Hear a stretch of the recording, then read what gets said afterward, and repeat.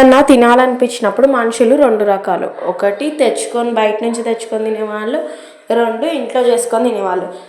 మరీ పెద్ద ప్రాసెస్ అయితే ఇంట్లో ప్రిపేర్ చేసేంత సాహసం చేయను, కానీ చిన్న చిన్నవైతే ఇంట్లోనే ప్రిపేర్ చేసుకోవడానికి ట్రై చేస్తా. ఇదైతే పరోటా అనమాట. మొన్ననే కదా మా తల్లి రూమాలి రోటీ చేస్తే ఫెయిల్ అయిందని బాధపడ్డావు అంటే, ప్రతిదానికి బాధపడుకుంటూ కూర్చోలేం కదా. అది ఫెయిల్ అయింది, కానీ ఇది హిట్ అయిందే. అందుకే ఒక దగ్గర ఫెయిల్ అయిందని అక్కడే కూర్చోవద్దు. ప్రాసెస్ అయితే ఈజీయే గాయస్. ఒక గిన్నెలో మైదాపిండి తీసుకొని కొంచెం సాల్ట్, షుగర్, వాటర్ వేసుకొని కలిపేసుకోవాలి. ఆయిల్ మాత్రం కొంచెం ఎక్కువనే పడుతుంది, ఎందుకంటే ఇందులో మనం పొడిపిండి అనేది వాడమన్నమాట. అలా కొంచెం ఒక 10 minutes కలిపి పక్కన పెట్టేసుకొని దాని తర్వాత వాటిని చపాతీలా చేసుకొని చాకుతోటి ఇట్లా కట్ చేసుకొని లైన్గా వాటిని ఇట్లా రోల్స్ చేసి, మళ్ళీ రోలర్ తోటి అయితే అనొద్దు, హ్యాండ్ తోటి మొత్తం ఇట్లా అనాలి, లేకపోతే మనకి ఇలా లేయర్స్ అనేవి రావు. అంతే, మన పరోటా అయితే రెడీ.